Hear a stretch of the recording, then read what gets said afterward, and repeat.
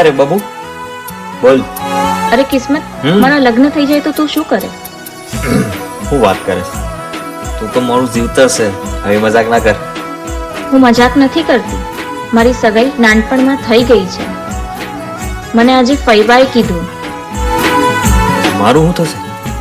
હું જાઉં છું, ઘરે માં રાહ જોતી હશે.